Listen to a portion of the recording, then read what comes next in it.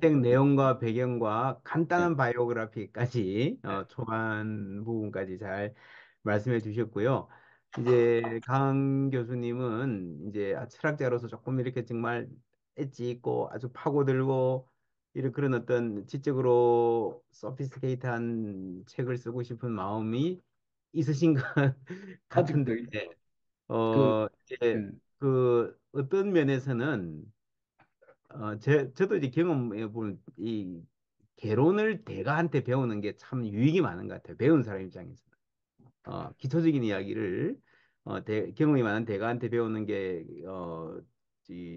도움이 많이 되고 함석헌 선생님의 책을 중2 때 읽으셨다니까 참 그게 신기하기도 하고 굉장히 다양한 만남. 첫 경험이 사람이 참 중요한데 어느 방향으로 이렇게 신앙이 형성되는가 하는 부분에서 아마도 어느 똑똑한 중학교 2학년 학생이 지금 강영한 교수님 책을 읽고 어떤 평생에 이렇게 도움을 받을 수 있지 않을까라고 하는 생각이 들기도 하고요. 그렇게 어떤 우리가 책을 낸다고 할 때에 이 책 자체의 영향력은 저자가 생각하지도 못한 그런 영향력으로 가기 때문에 저는 이 참 의미 있는 작업이라고 세 권 연달아 내신 게 의미 있는 작업이라고 생각이 듭니다.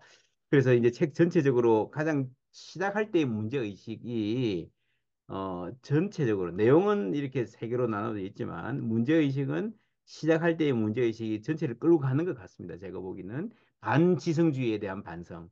네, 한국교회가 네, 반지성주의, 세계 뭐 미국도 마찬가지고 네, 사실 이렇게 기독교 표를 갖고 대통령 되는 인물들이 얼마나 반지성주의고 이상한 짓을 하는지 뭐줄 서서 이렇게 있는 사람들 보면요 진짜 끔찍하기도 하고 이 반지성주의의 폐해가 정말 많고 그런데 이제 이게 그런 부분에서 서구인들과 한국인들의 차이, 네, 한국에는 그게 훨씬 더 심한 덮어놓고 믿는 경향이 그래서 네, 더 어려운 것 같기도 하고 근데 또 다른 면에서는요 네, 한국 사람들이 그 교회에 그럴 때에 이 가르칠 교자를 쓰지 않습니까? 가르칠 네, 교자. 네, 네, 이게 진짜 이 교회하고 교회 한국이 원래 이 동양적 아이디어가 네, 유교의 경학이나 이런 거 네, 하는 거와 접목을 해서 교회는 네, 뭔가 그 배우는 실제로 한국 네, 사람들이 어쨌거나 교회 안에서 뭐 배우는 걸 굉장히 중요하게 생각하거든요. 그러니까 배우고 네, 끝나는 그런 점에서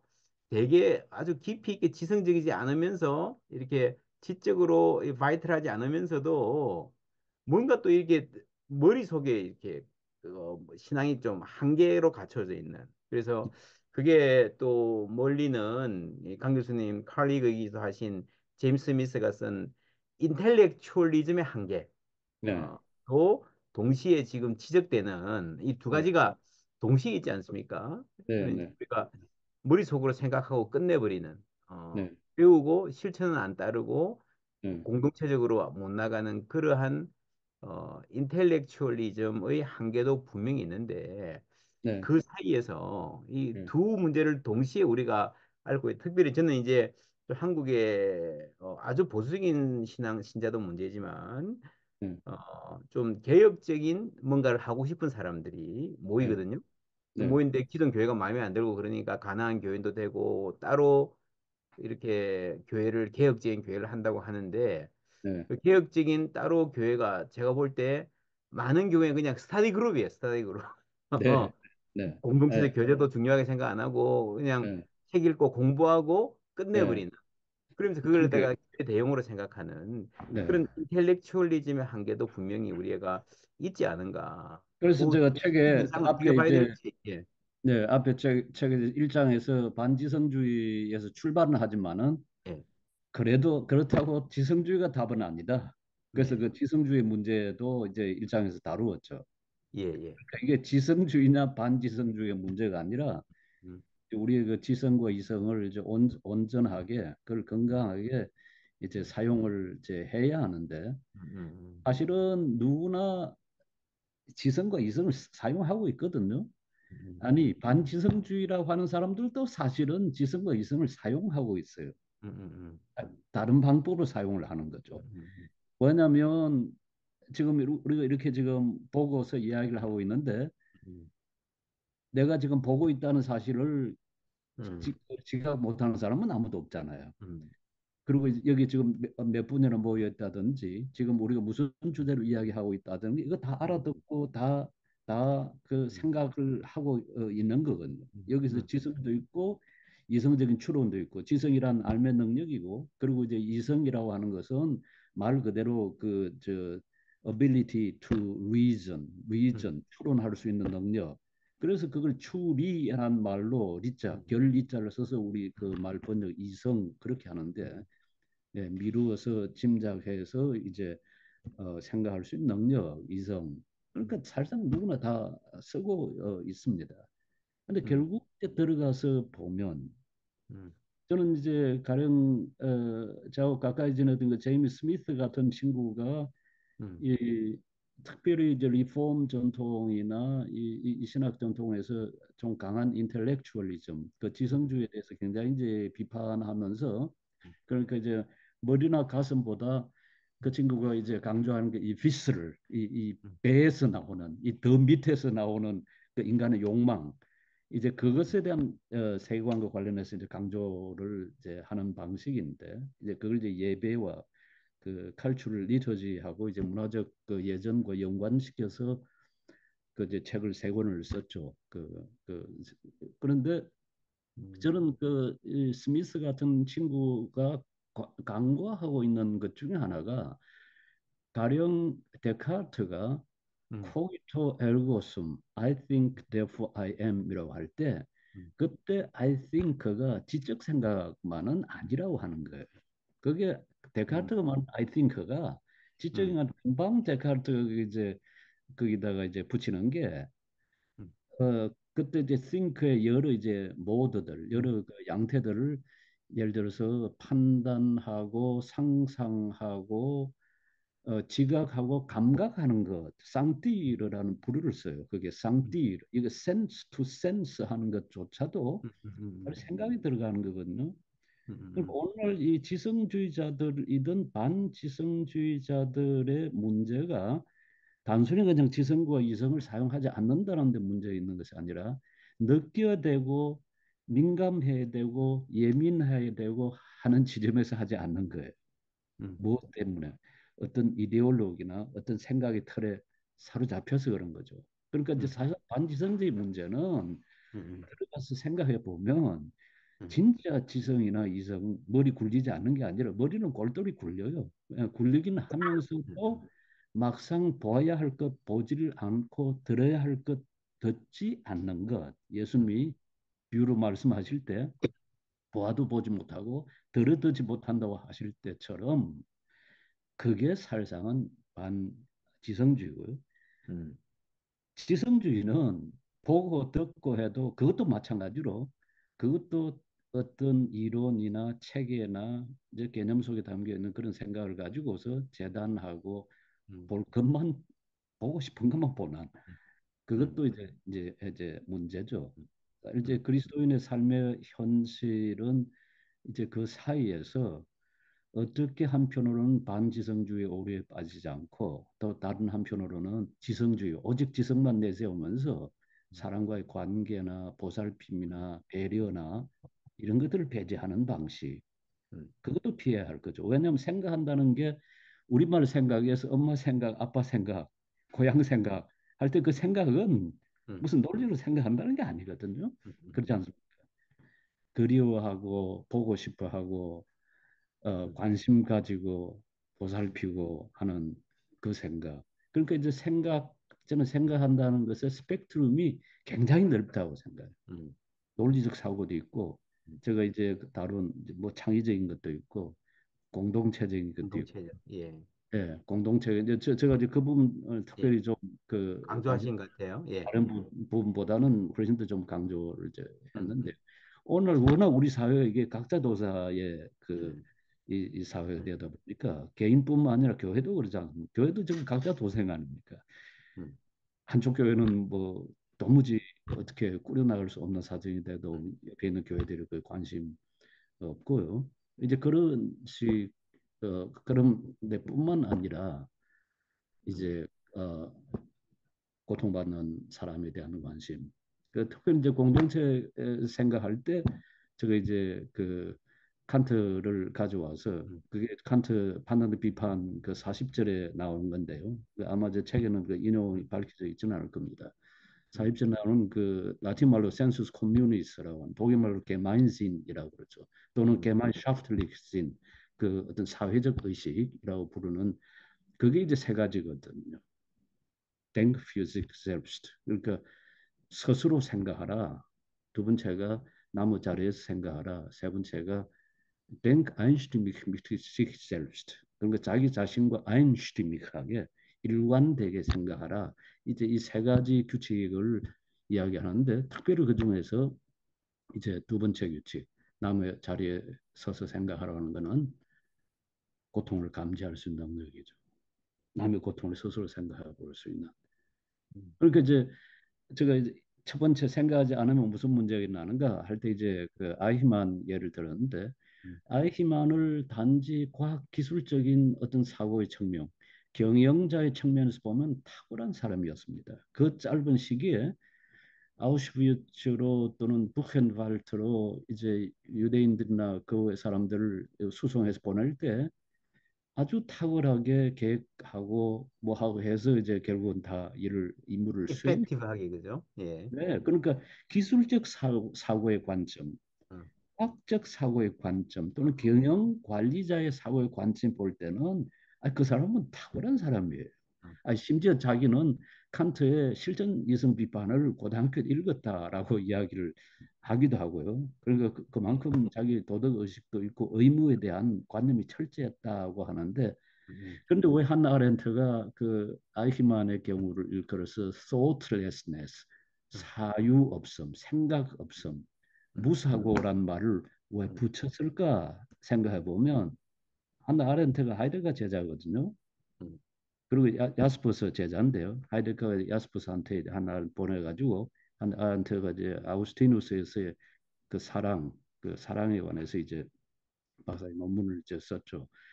그런데 이제 하이데거가 사고를 구별하는 방식이 가령 테크니시스 댕큰, 테크니시스 댕큰 기술적 사고 또는 포스텔렌데스 댕큰 그 표상적 사유라고 부르는 한 부류의 사유가 있어요. 음, 논리적이고 과학적인 사유 방식, 음, 과학적인 학문적인. 그런데 하이데거가 무슨 말하면 디비션샤프트 댕kt nicht 그런 말을 쓰거든요. 과학은 생각하지 않는다. 음, 그러면 다른 사유가 뭐냐, 안데르스denken이 뭐냐 할 음, 때 그걸 하이데거는 여러 방식으로 부르죠. 안덴켄데스 덴큰 또는 우스프링글리케스 덴큰 음, 또는 디히트렉스 덴큰 뭐 여러 가지 시적 사유 생각하고 해상하고 기념하는 사유 이제 이런 방식 부르는데 그걸 이제 하나 아렌트가 접했는데 근데 이제 하이데거식으로는 가지는 않고 대신 하나 아렌트가 어떤 방식으로 가냐 하면 결국 공동체를 세우는 도덕적 상상력이에요. 음, 그러니까 이게 도덕적 상상력이 있냐 없냐 하는 문제가 잘 생각해서 훨씬 더 중요한 거예요. 도덕 상상력이랑 다르게 말하면 다른 사람의 고통을 헤아릴 수 있는 능력, 실제 그 헤아리는 거, 그게 있냐 없냐. 음, 그러니까 아이히만 같은 경우는 아까 제가 반복해서 이야기했습니다만 경영적인 관점에서 볼 때는 탁월하고 뛰어난 사람이었지만은 그러나 다른 사람의 고통을 헤아릴 도무지 그런 능력조차도 없었다. 근데 그렇게 보면 오늘 이 반지성주의의 문제, 음, 반지성주의 문제는 결국은 그런 도덕적 상상력의 결여 또는 사회적 상상력의 결여 뭐 음. 그렇게 말을 할 수 있지 않을까 예. 싶은. 그래서 저는 그 말씀 들으면서 이제 야, 음. 이 쫙 펼쳐지는 철학적 용어들이 진짜 교수님이 쓰고 싶어 했던 책의 어떤 밀도의 어떤 책을 쓰고 싶으신가 하는 게 약간 보이는 것 같고요. 제가 이제 아이만 예를 들으면서 생각나는 게 이제 군자불기라고 네, 할 때 그 예, 기능적 예, 도구로서 인간이 예, 얼마만큼 똑똑하고 스마트하고 이펙티브하게 할 수 있는가 음, 하는 그런 어떤 유교적 예, 이상하고도 관련이 되는 것 같고 네, 그런 점에서 이 교수님도 요즘에 이제 한동대에서 가르치시는데 네, 지금의 한국 교육, 네, 지금의 한국 교육이 입시와 취업과라고 하는 그런 쪽으로 가기 때문에 네, 사실은 군자불기라고 하는 그런 방향과는 정반대된 철저히 네, 기능적인 문제 네, 맞추고 문제 풀고 테크니션 하고 사실 한국에서 지금 전부 다 의사 된다고 난리인데 사실 전통적인 서구의 그 옛 전통에 의하면 사실은 이 의사 되는 건 특별히 이게 테크네 파이데이아가 아니고 테크네에 그렇죠. 해당하는 건데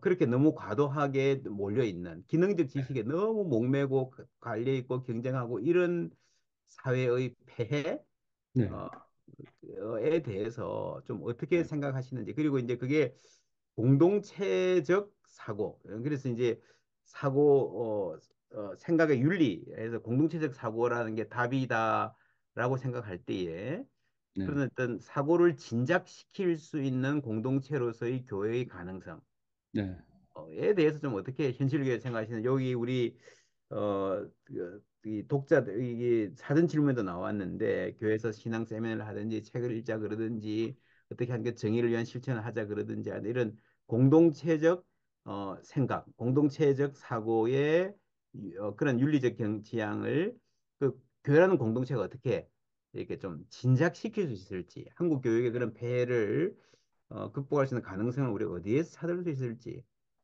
그런 지혜를 좀 듣고 아, 싶습니다.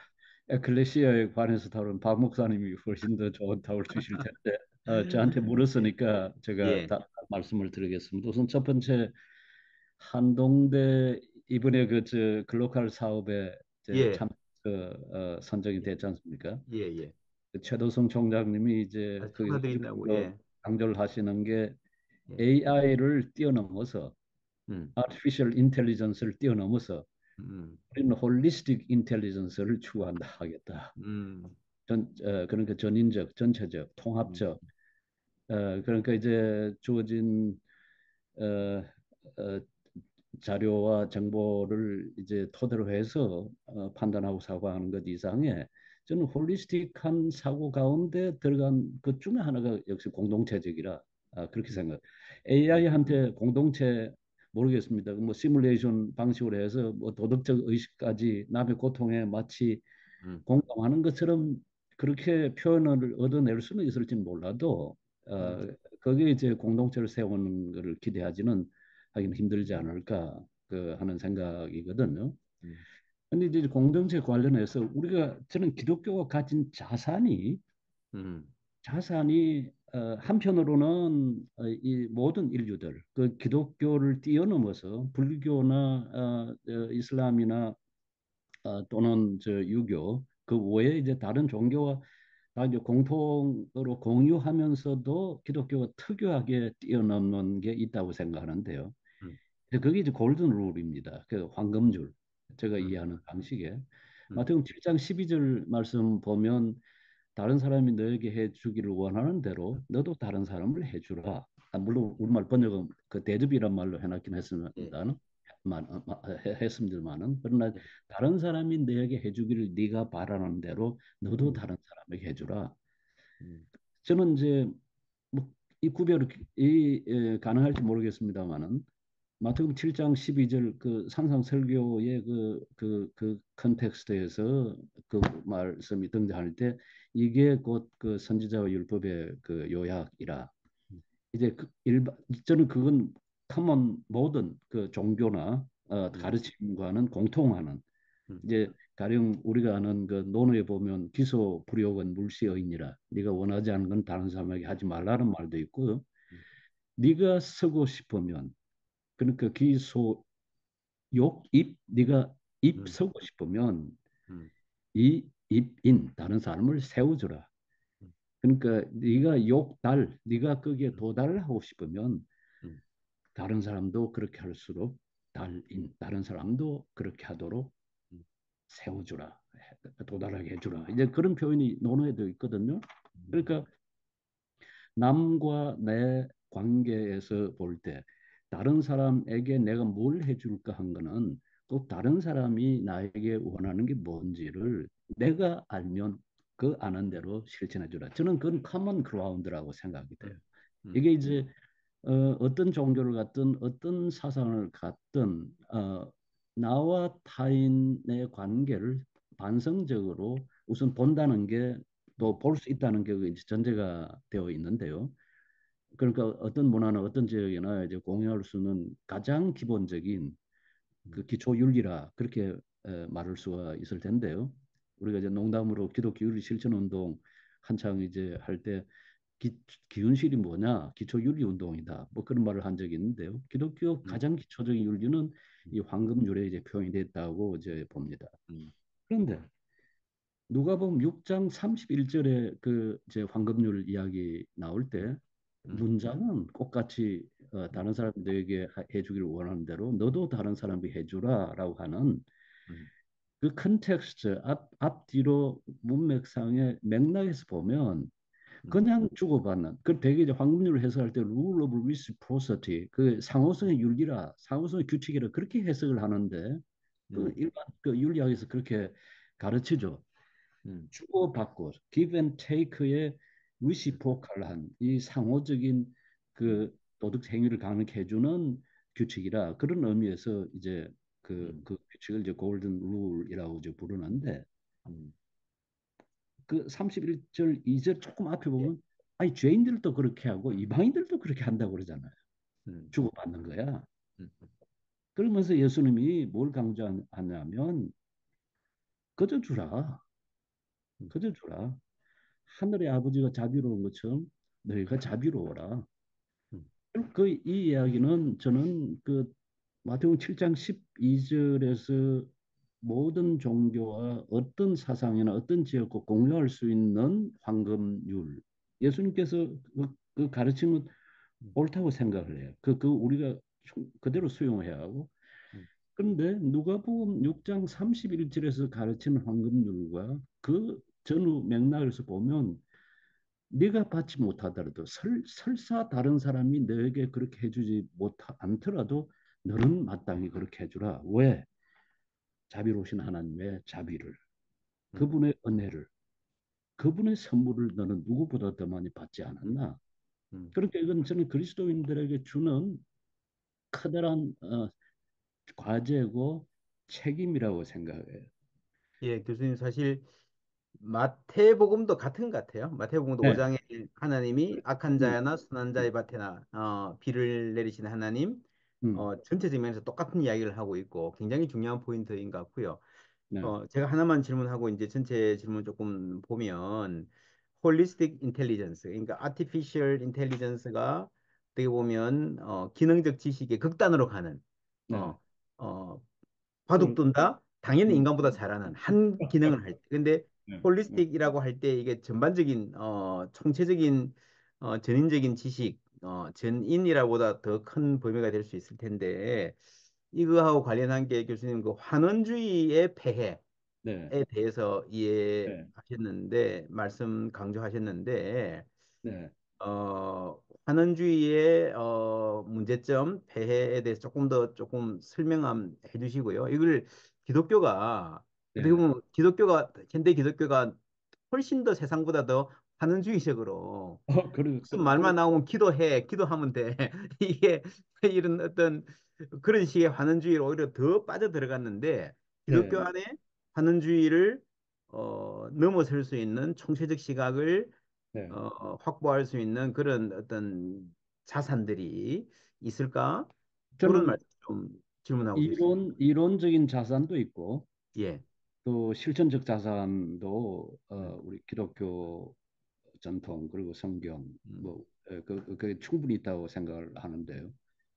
특별히 이제 학자들이 빠지기 쉬운 한원주의가 있죠. 예를 음, 들어서 역사학을 전공하는 사람은 모든 걸 다 역사적 현상으로 그리고 경제, 종교, 심지어 도덕 모든 걸 역사적 현상으로 다 설명해 보려고 그러죠. 음, 음, 또 생물학을 전공 그런 이제 역사주의, 히스토리시즘이라 부르고요. 음, 생물학을 하는 분들, 특별히 이제 생물학 가운데서도 이제 진화 생물학을 이제 하는 분들은 그 입장에 서서 사회 현상이나 종교 현상, 심지어 도덕 현상이나 이 음, 모든 것들을 다 그런 그 이 사회 생물학적인 진화 생물학적 관점에서 다 설명을 해 보려고 음, 하고요.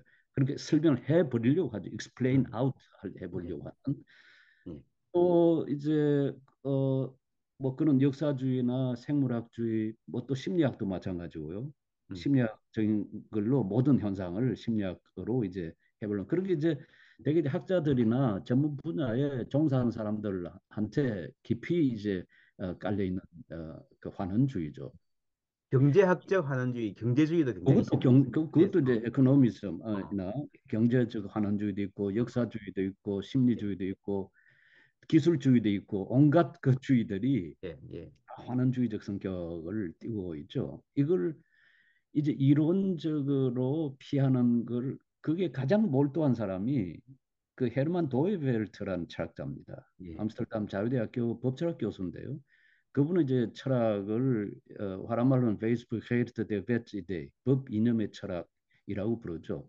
이제 그 길게 이야기할 수 있으면 아주 짧게만 이야기하면 그분이 보는 것은 이제 의미는 모든 창조된 존재들의 존재다. 그러니까 뭐 하나님께서 지으신 모든 것들의 존재는 곧 의미다. 그러면서 의미라고 하는 것은 곧 이 창조주 자신을 향해서 그 리퍼하고 있다.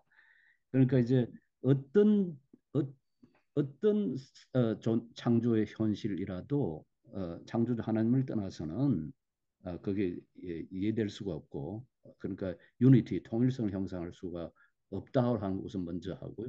두 번째는 이 하나님 창조된 현실은 그게 이제 도이블트의 모달리티 이론인데요. 양상 이론이라고 하는 겁니다. 그러니까 수적인 거, 공간적인 거, 물리적인 거, 그리고 생명적인 거, 사회적인 거, 언어적인, 역사적인 이런 아주 다층 구조라고 하는 겁니다. 여러 에스펙트들로. 그러니까 어떤 한 에스펙트를, 그러니까 가령 물을 한번 보입시다. 물은 이제 세례할 때, 세례를 줄 때 성부와 성자 성령 이름으로 세례를 준다 할 때 물을 뿌릴 때는 그건 이제 종교적 의미를 갖지만은, 그러나 이제 그게 우리가 저 삼다수로 사 먹고 생수를 사 먹을 때 이거는 경제적 어떤 재화 이 교환의 대상이거든요.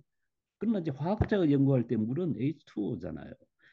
그러니까 어떤 한 물이라고 하는 것도 다양한 에스펙트를 가지고 있고, 그 에스펙트 중에서도 물론 물이 화학적인 그 형태를 갖추고 있다는 게 기본적인 형태라지만은, 그러나 그게 이제 세례를 줄 때는 그게 화학적인 무슨 결합작용이 아니잖아요. 그걸 통해서 이제 시섬, 거듭남, 새로남, 뭐 여러 가지를 그 이제 상징하는 것들이 되는데, 이제 그런 방식으로 하나님께 지으신 모든 세계는 하나님을 통해서 통일성을 형성하고, 그 다음에 다이버시티, 이 여러 그 다양성을 지니고 있고, 그 다양성 사이에 코히어런스가 있다. 이제 보는 이제 그런 그 이론적인 게 그 있고요. 저는 그리스도인들이 특별히 환원주의에 빠지지 않은 어떤 정치 문제나 또는 경제 문제나 사회 문제나 어떤 부분에 그 환원주의에 빠질 수 있지 않은, 이건 이제 학자들보다는 일반 일상생활을 하는 사람들일 텐데, 음, 빠지지 않을 수 있는 하나의 근거는 하나님이 주신 우리 일상의 삶이라고 하는 것들이 독립적으로 존재하는 게 아니라 서로가 서로 연관되어 있다. 우리 개인을 한번 가져와 보십시다. 각자 도생의 문제, 각자 도생의 문제를 가져와 보면, 제가 책에서도 제가 저 마지막 결론에서 인용했는지 모르겠습니다만은, 그 스쿨테이 편지, C.S. 루이스가 쓴 그 편지 18번째 편지에 보면 The whole philosophy of hell, 지옥의 전체 철학은 rests upon the axiom that yours is yours and mine is mine. 이런 식이에요. 그러니까 지옥의 철학의 그 공리가 뭐냐면 네 거, 내 거야. 예. 결국은 뭐냐면 먹히느냐 먹느냐 하는 문제. 그러면서 to be means to be in competition. 그렇죠. 존재한다는 것은 곧 경쟁한다는 거야. 여기에서는 나와 너 사이에 상호 어떤 이 커넥티드된, 서로 연결된 어떤 의식이나 존재가 없거든요. 그러니까 이것도 일종의 인디비주얼리즘도 하나 개인주의도 일종의 환원주의이지 않습니까? 모든 걸 인디비주얼한 것으로 결국 하는 해서 그걸 통해서 현실을 설명하고 생각하고 또 현실을 살아가려 하는 그걸 극복하는 방식은 이제 그 다음에 그 이제 스쿠테이프가 워무드한테 하는 말이 The enemy's philosophy, 저 원수의 철학은 그러면서 저 이야기하는 건 뭐냐면 하나이면서 셋이라고 그러고 이 하나이면서 셋이 서로가 사랑으로 연결되어 있다고 그런단다라고 하면서 막 그 비난을 하죠. 그러면서 그 만병통치약 사랑이라는 말을 쓰고 있다고.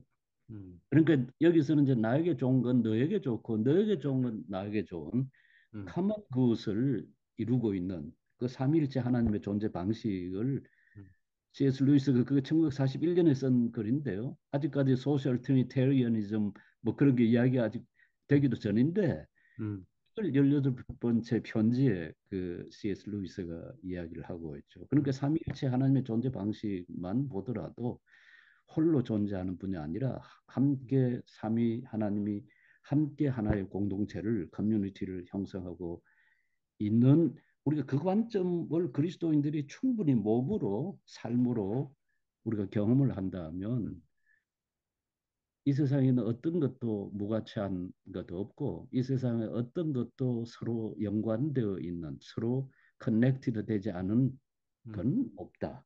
그러니까 저 개별성은 개별성대로 존중되면서 공동체성이 함께 존중될 수 있는 그 사유의 원천. 그게 이제 우리 교회 전통에서 볼 수 있는 삼일체에 대한 이해와 같은 거겠죠. 좀 더 이제 그 사회적 의미나 정치적 의미는 아이고 저보다는 우리 박 목사님 훨씬 더 설득 있게 말씀해 주실 것 같아요. 예.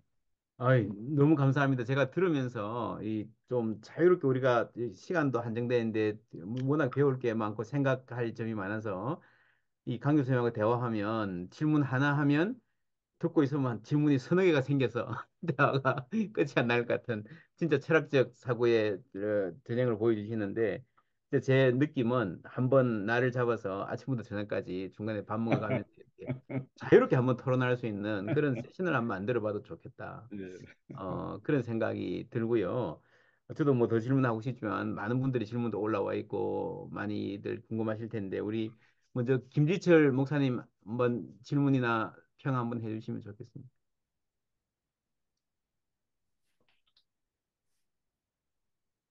아, 예. 너무 감사드립니다. 저도 아주 즐겁게 이 책을 읽었습니다. 특별히 이 믿는 사람들에게 생각하는 것이 필요하다. 그래서 믿는 것과 또는 생각하는 것 또는 믿는 것과 아는 것에 대한 연관성을 이야기해 주셔서 너무 감사드리고 그리고 마지막 결론을 아까 스크루 테이프에게 배우는 우리의 신학적 또는 철학적 이 사고가 무엇이 있을까 하는 것도 저는 결론으로서 아주 너무 흥미롭게 이 연결을 해 주셔서 네. 너무 감사를 드렸습니다. 그러면서 이제 우리 강영한 우리 교수님처럼 철학하는 사람이 신학자가 될 수는 없는가? 신학자가 철학할 수 있다고도 보여지는데 거꾸로. 근데 철학하는 분들이 다 우리 강 교수님 같지가 않더라고요. 끊임없이 질문을 하는, 여기 생각하는 질문은 끊임없이 하는데 문제는 마지막 질문을 주저하는 것 같이 느껴지거든요. 네. 그래서 아마 철학하시는 분들은 강 교수님을 약간의 이단아라고 판정하고 있지 않은가 하는 그런 생각도 해봐요. 네. 근데 사실 철학을 더 깊이 하고 그래서 아는 것과 생각하는 것을 더 깊이 할 때 궁극적 대답인 이 예수 그리스도와 또 신학의 자리까지 이렇게 고양될 수 있다고 보여지는데 네. 그래서 저는 그 질문이 늘 있어요. 좋은 철학자들 이렇게 보면서 저분이 신학의 마지막 지점까지 초청이 됐으면 음. 얼마나 좋을까 그런 기대를 늘 갖고 있는데 그것을 우리 강 교수님은 보여주는데 많은 분들이 안 되는 이유는 철학자의 교만 때문일까? 아니면 철학자가 마지막 질문인 이 신학의 질문, 인격의 질문을 포기해서 생겨지는 것일까 네, 하는 그런 생각이 늘 제게 이렇게 의문시 된 것이 많아요. 그리고 철학자들이 그래서 신학자들을 조롱하잖아요. 우리는 질문하고 있는데 너희들은 빨리 대답을 하고 있어가지고 생각이 없는 사람들이 아니냐. 그렇게 거꾸로 질문을 하는데 사실 신학처럼 질문이 많은 학문이 없거든요. 네, 그리고 그 궁극적으로 예수 그리스도라는 분을 통해서 마지막 대답을 하는 건데 네, 그분들은 이 마지막 대답에만 관심이 있어가지고 그리스도인들은 생각하지 않는 사람들 그리고 질문하지 않는 사람들로 몰아가는 경향성이 있는데 음, 저는 이것을 이제 극복해 보고 싶은 생각이 늘 있는데 그걸 이제 강 교수님한테 제가 이제 배우는 아주 소중한 측면입니다. 네, 그다음에 이제 또 하나는 이제 그것에 대해서 조금 설명해 주셨으면 좋겠고 또 하나는 아까 그 환원주의에 대한 여러 가지 이제 비판적 우리의 문제점들을 얘기했는데 근데 이것을 극복하려 그러면 이 우리가 정치, 경제, 사회 또 문화, 철학적인 이 자기의 환원주의적 사고를 넘어가는 제3의 지점이 필요한 것 같거든요, 늘. 음, 제3의 지점이 돼서 자기가 갖고 있는 환원주의적 사고를 자아 비판적으로 봐야 그것을 끊임없이 탈피할 수가 있는데 일단 한 환원주의적 사고 속에 들어가면 그런 자아 비판적인 사고에 이게 접근을 못하는 것 같아요. 네, 그래서 네, 저는 제3의 지점에서 사고를 할 수 있는 것이 뭘까? 그래서 이제 저는 이제 바울 신학을 배워가지고 늘 고린도전서 2장 2절을 생각을 합니다. 예수 그리스도 십자가에 달린 자 이외에는 음, 아무것도 알지 않기로 작정했다. 그래서 네, 저는 예수 그리스도가 블랙홀처럼 모든 사고의 중심, 그러니까 일종의 그 모든 것에 갖고 있는 하나의 사고의 원천으로 보는 거죠. 음, 그 다음에 동시에 예수 그리스도의 십자가가 모든 세상을 향한 사고의 확산, 마치 빅뱅처럼. 그러니까 블랙홀이 예수 그리스도고 빅뱅이 바로 예수 그리스도고. 그래서 그것을 제3의 지점으로 봐야 많은 사람들이 환원주의적 사고 속에서 자기 삶에 그 울타리를 싸고 매몰되는 것을 음, 극복할 수 있는 하나의 틀을 발견할 수 있지 않은가. 네, 그것은 교회 공동체 안에서도 그렇고 음, 그리고 세상을 향해서도 그렇고 그래서 그 제3의 지점을 끊임없이 강 교수님이 생각하고 계시는지 아까 네, 개인적인 문제 얘기하고 또 공동체적인 문제를 얘기하면서 음, 저는 마지막에 얘기하신 그 중심에서 벗어난 주체 네, 그래서 탈중심화된 네, 주체 네, 대문자 주체 소문자 주체를 말씀하셨잖아요. 네, 네, 그래서 저는 그 부분도 네, 예수 그리스도가 중심이고 그래서 저는 예수 그리스도를 능동적 주체자라고 생각을 하고 네, 네, 예수 믿는 우리들을 수동적 주체자라고 네, 생각을 네. 하거든요. 전적으로 예, 동의합니다. 예. 네, 그런 점에서 끊임없는 제3의 지점에서 자아적 비판을 가능하게 하는 네, 그 부분을 열어놔야 아까 그 말씀하신 환원적 사고에서 네, 탈피할 수 있지 않은가. 네. 이제 그 점에 대해서 두 가지만 한번 여쭈면서 네. 말씀 나누고 답이 싶습니다. 제대로 될는지 모르겠습니다. 우선 첫 번째 저 이제 철학에서 가끔 저보다 선배된 강 교수는 철학은 제대로 하는 것 같은데 어떻게 아직도 계속 예수를 믿냐 그런다고. 그냥 저는 아니, 뭐 은혜지요. 그냥 그렇게 답합니다. 예, 예. 하나님 은혜죠. 뭐 제가 믿는 게 제가 뭐 믿으려고 해서 믿는 겁니까? 하나님이 나를 믿어주어서 나도 그 믿음의 그 바탕에 하나님이 나를 믿어주니까 내가 하나님 믿죠. 그냥 그 은혜입니다. 그냥 그렇게 아마 지금 방금 제가 한 말이 좀 생소하게 들릴 수도 있긴 한데 하나님 먼저 우리를 사랑해 주셔서 우리가 하나님 사랑한다 할 수 있고 하나님 우리에게 소망을 가져 주셔서 우리가 하나님을 소망할 수가 있을 거고 그렇다면 하나님께서 우리를 먼저 우리가 믿기 이전에 나를 믿어 주셔서 하나님 제가 하나님 예수 그리스도를 통해서 우리 주 예수 그리스도를 통해서 하나님 믿습니다. 그렇게 이제 할 수가 있는 것 같아요. 근데 철학자들이 이제 예수 믿다가 철학으로 넘어가서 이제 안 돌아오는 사람들도 꽤 있고요. 음, 철학을 하다가 돌아오는 분들도 간간이 있기는 합니다.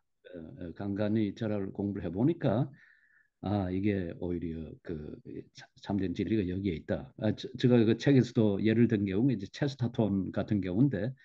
체스타톤은 그러잖아요. 자기는 이제 거리의 전도자를 통해서 아니면 풀빛의 그 강단의 그 설교자를 통해서 예수를 믿은 게 아니라 오히려 막스가 또는 니체가 또는 프로이드가 주장하는 거 보고 그거 말이 안 돼. 이거 아니야.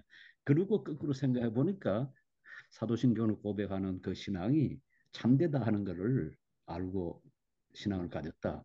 마치 그 사도신경으로 고백하는 그 섬이 무인도인 줄 알고 내렸더니 이미 많은 사람들이 살고 있더라. 그런 말을 이제 체스터톤이 이제 했는데요.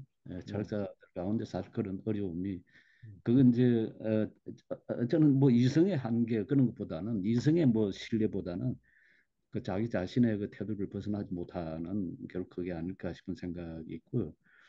두 번째 말씀하신 것 관계에서 보면 제3의 길이라는 건 제가 계속 저도 찾고 있고 답하고 싶고 좀 더 조직화하고 싶은 게 어떻게 그리스도 중심으로 존재를 보고 지식을 이야기하고 그리고 우리의 삶을 우리의 행위를 윤리를 이야기할 수 있을까? 그래서 이제 철학 그러면 크게 이제 세 물음이거든요. 영역을 따지면 세 영역이고요. 그게 뭐냐 존재, 인식, 사랑. 이건 저 어거스틴의 말을 그대로 지금 빌려와서 하는 건데 어거스틴 신국론 11권하고 그다음에 신국론 8권에 이제 이 문제를 이제 논의를 하고 있습니다. 그리고 이제 신국론 이제 거기에서 이야기를 이제 하고 있고 삼위일체론에서도 이제 다루고 있는 중요한 주제들인데요.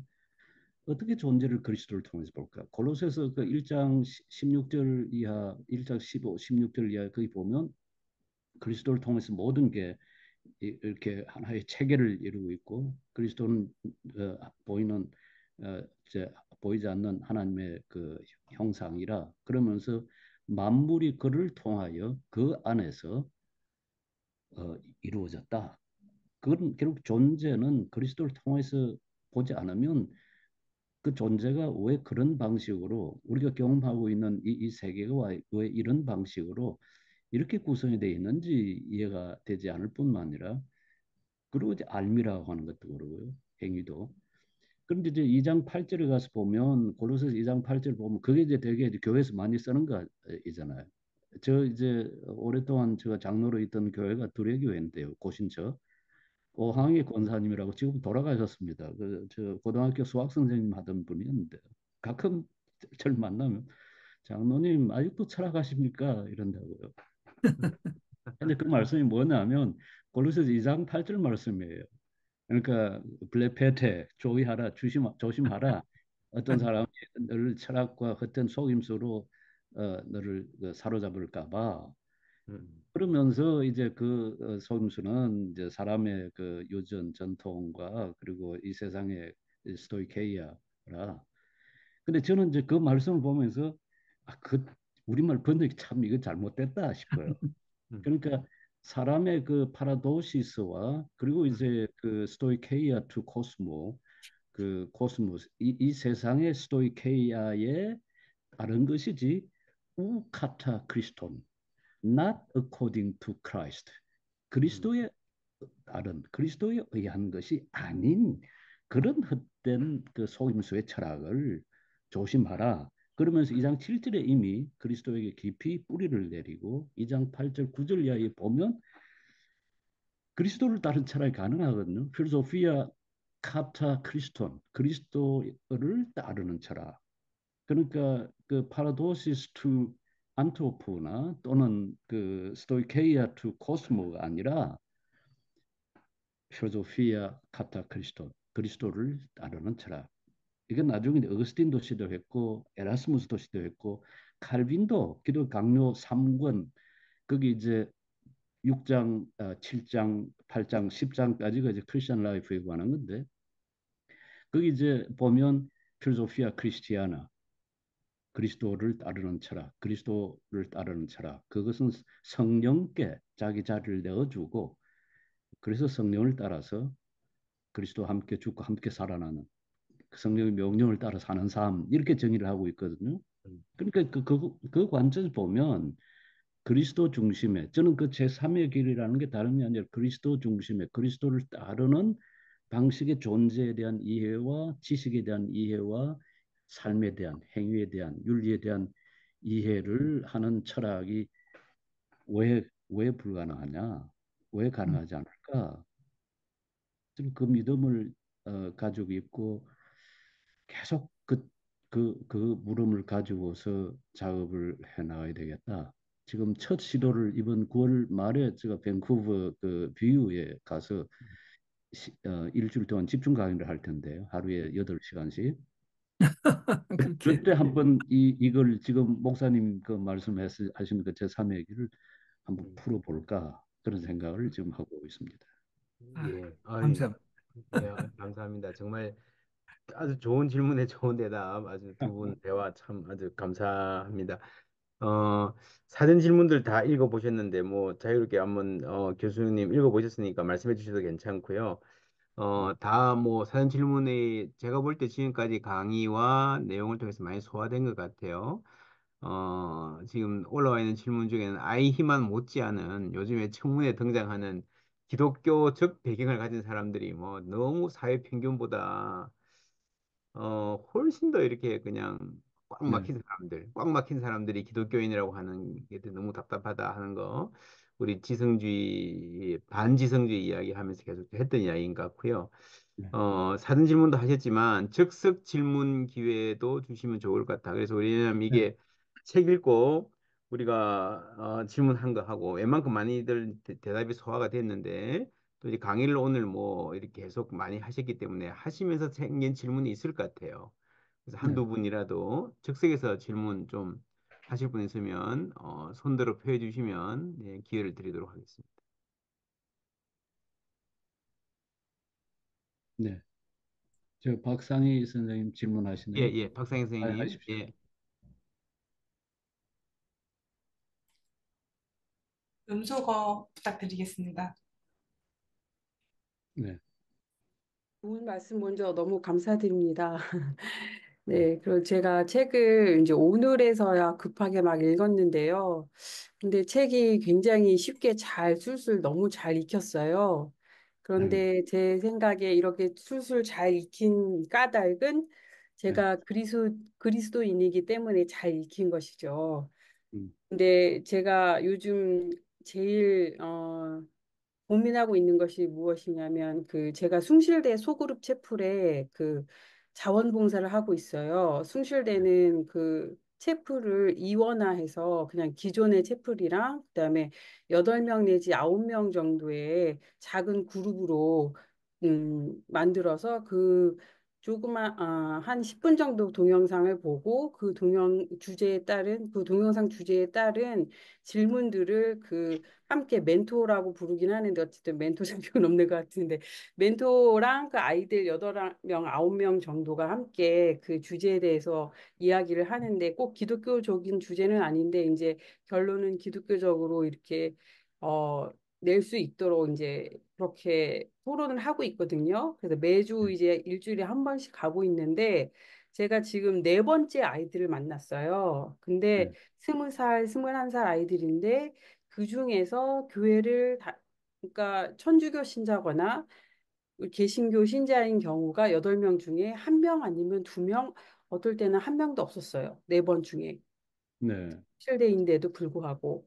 근데 네, 만약에 그 아이들한테 이 책을 익힌다면 그 아이들이 이 책을 끝까지 읽을 수 있을까 하는 질문이 저는 들더라고요. 네, 그래서 사실은 기독교에 대해서 아주 관심이 없어요.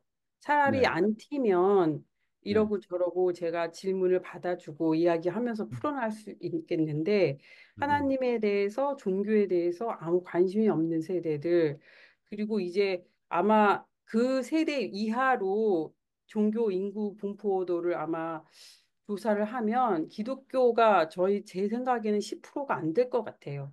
지금 네. 성인들까지 완전히 우리 어르신들까지 다 했을 적에는 20% 가까이 나올 수 있을지 몰라도 음. 그 20대 이하로 아마 종교 분포를 물어보면 뭐 불교나 뭐 다른 종교도 마찬가지겠지만 어쨌든 무신론자들이 대다수인 이 세상에서 기독교가 생각하는 종교이고 이성과 지성과 뒤떨어지지 않고 그냥 함께 갈 수 있는 종교라는 것을 그 아이들한테 설명할 수 있는 그런 방법이 무엇이 있을지 단초라도 좀 교수님이 말씀해 주시면 예. 좋겠습니다. 예.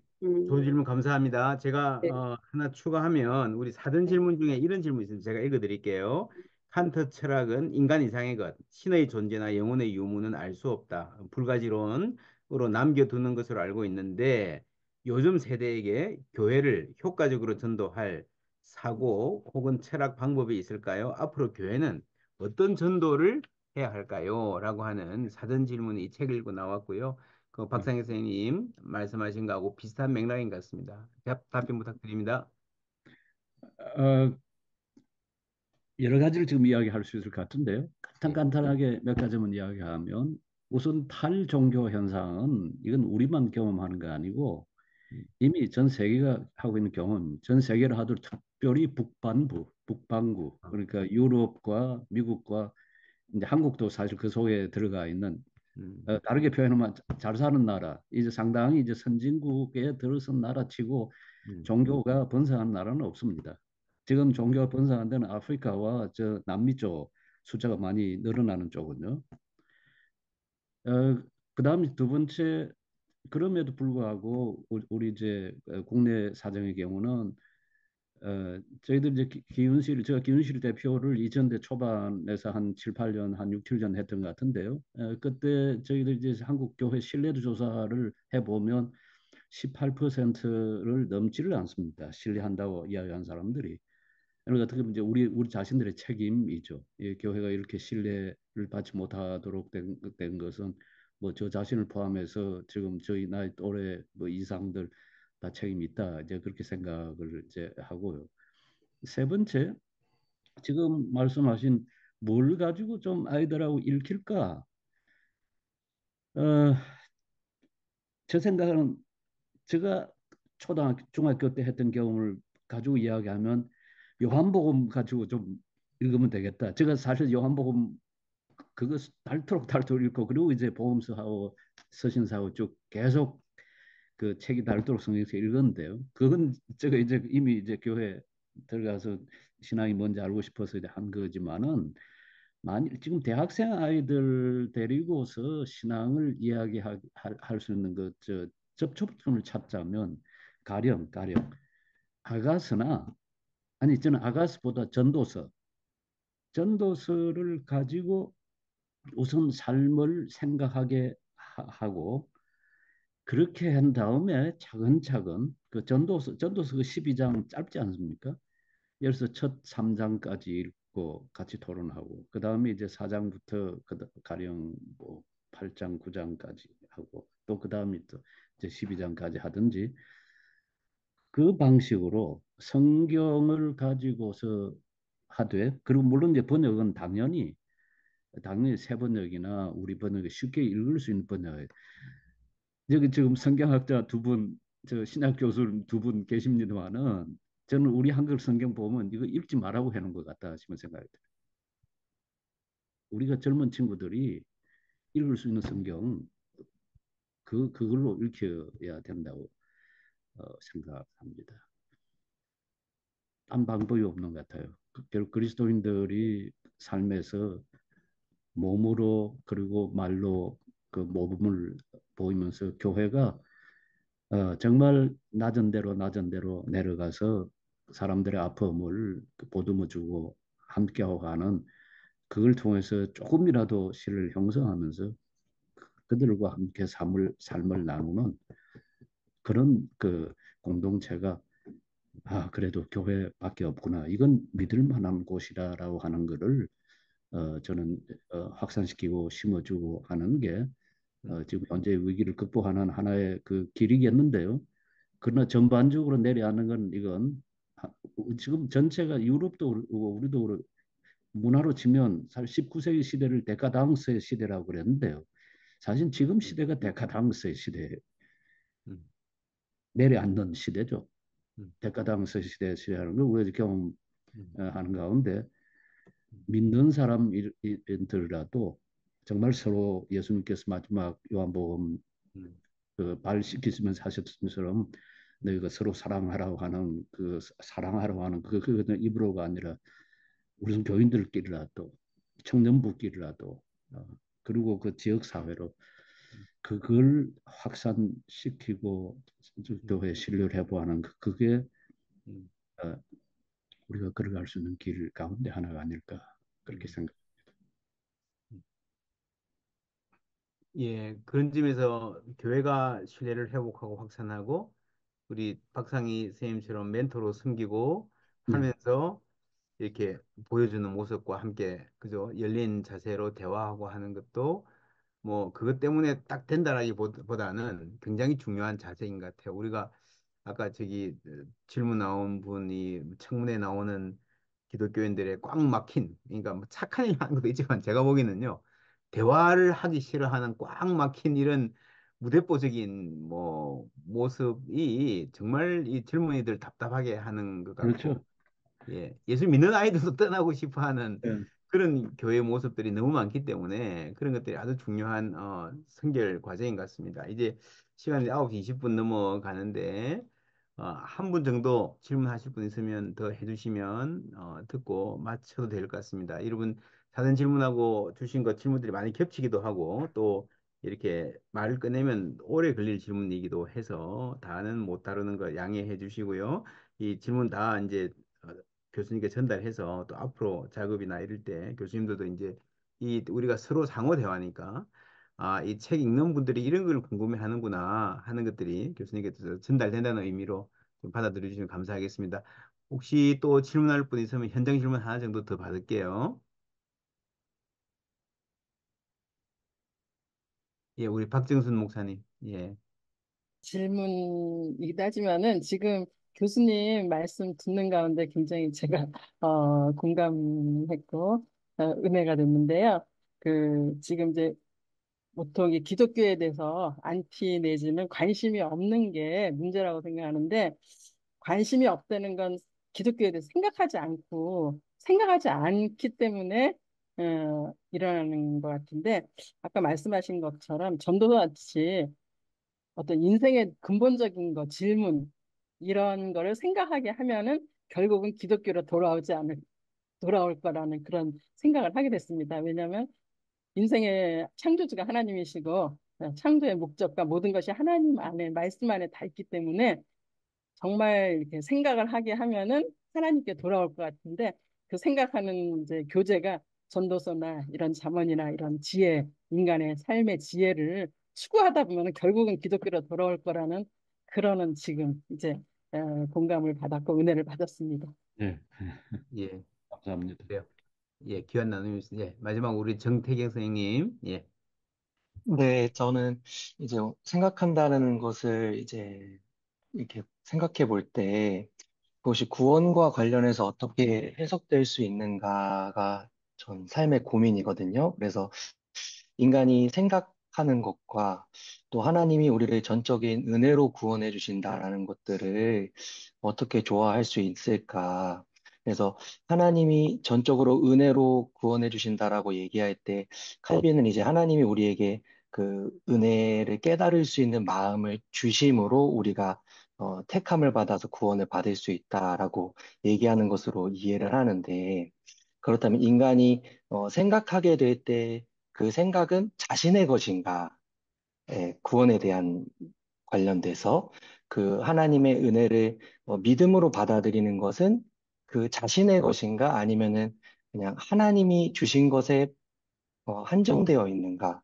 그 질문이 제게 조금 있습니다. 그래서 혹시 철학자로서 그런 제가 질문에 대해서 어떻게 아주 생각하시는지. 간단하게 두 가지 말씀을 드리겠는데요. 우선 첫 번째, 생각하는 거하고 구원하고 아무 상관없습니다. 생각 안 한다고 구원 못 받고 뭐 생각하니까 구원 받는다. 천만에요. 전혀 그렇게 연관시킬 이유는 아무것도 없고요. 두 번째, 음, 생각이 필요한 경우는 믿은 사람이 신자가 이 땅에서 어떻게 그리스도인으로 제대로 살아가는가 하는데 필요하다. 그러니까 제대로 그리스도인으로 제대로 하는 백성으로 이제 살기 위해서 필요하다. 이제 그러니까 이제 안셀무스가 그러잖아요. 크레도 웃 인텔리가 알기 위해서 내가 믿는다. 이제 믿음이 삶의 선행 조건이라 이야기하면서도 또 다른 한편으로는 fides quaerens intellectum 영어로 하면 faith seeking understanding 알물 이해를 추구하는 신앙 신앙은 이해를 추구한다. 내가 뭘 믿는지 왜 믿는지 어떻게 믿어야 할지 그걸 한번 생각해야죠. 자, 세 번째 이제 다시 그러면 믿는다 하는 것에는 생각이나 알미 전혀 상관이 없는가? 다시 물어보면 음, 믿는다는 건 이제 본헤프가 이야기하는 것처럼 믿는다는 것은 곧 복종하는 것이고 복종하는 것이 곧 믿는다는 겁니다. 그렇게 말을 할 수가 있을 텐데요. 근데 그때 복종한다든지 우리가 믿는다고 이야기할 때 그게 알매 요소가 전혀 배제되지는 않거든요. 그는 그 16세기, 17세기 그 계급화 정통주의 신학자들이 늘 한 이야기엔 믿음의 세 가지 요소가 있다. 첫 번째가 노티시아, knowledge, 알매 요소가 있고 두 번째가 assensus, assent, 동의 요소가 있고 세 번째가 fiducia, trust, 신뢰 요소가 있다. 그렇게 예수 들어서 예수 그리스도 나의 주입니다 하면 아유 예수가 주라는 거 말이 무슨 말인지 알아야 될 거 아니에요. 그 모르고서 예수가 주라면 나는 당연히 예수 그리스도의 종인데 그래서 나의 종과 주인의 관계가 이제 형성이 되는 건데요. 그렇다면 예수 그리스도를 나의 주로, 나의 구주로 내가 고백한다고 하면 그것조차 모르고 생각 못하면 그 믿음이라 하지는 않잖아요. 이제 그런 의미에서는 믿음, 내가 믿는다 할 때도 이미 거기에 이미 우리가 의식은 하지 않더라도 이미 생각이 그때 생각은 예수 그리스도 나의 구주이시고 나의 주님이라고 하는 것을 내가 알고 내가 받아들이고 그래서 내가 순종에 따라가겠습니다라고 하는 것까지 다 포함되는 거 아니겠어요? 그러니까 제가 첫 번째 할 때 생각 안 하니까 구원 못 받는다 전혀 그쪽하고는 거리가 아주 먼 거고요. 음, 믿을 때 그리고 믿은 다음에 생각이 우리가 제대로 믿고 제대로 살기 위해서 이게 필요하다. 그래서 이제 그 이제 로마서에 보면 바울 사도도 육체 것을 생각하지 말고 영의 것을 영을 따라 생각하라든지 아래 것 생각하지 말고 위에 것 생각하는지 이런 방식으로 생각하라고 우리한테 성경은 많이 권유하고 있잖아요. 그래서 생각하는 말이 성경에 그렇게 신약에는 구약에는 있는데도 그런 마치 생각 안 해도 아니면 생각하면 오히려 신앙생활 잘 못하는 것처럼 음. 그렇게 오해를 하고 있는 그거 좀 극복해 보자라고 하는 거죠. 예. 네, 감사합니다. 뭐, 우리 시간이 많으면 뭐 계속 듣고 싶지만, 금방 교수님 말씀하신 게 또 전체를, 또 정리해 주시는 좋은 결론에 가름한다고 믿고, 감사드립니다. 이걸로 전체 순서는 마치고요. 우리, 강 교수님 정말 아주 귀한 강의 열정적으로 대답해 주시고 하셨는데, 감사합니다. 우리 박수하겠습니다. 교수님 네, 감사합니다. 예. 감사합니다. 네, 네, 앞으로도 좋은 또 강의, 네, 좋은 저술 또 부탁드리고요. 우리 또 함께 또 대화의 기회, 뭐 어떤 형태로든 또 사모하고 기다리겠습니다. 우리 유가람 목사님 광고해 주시겠습니까? 마침. 네, 오늘 사회도 봐주시고 패널로 섬겨주신 박용호 목사님께도 감사의 박수 보내겠습니다. 감사합니다. 네.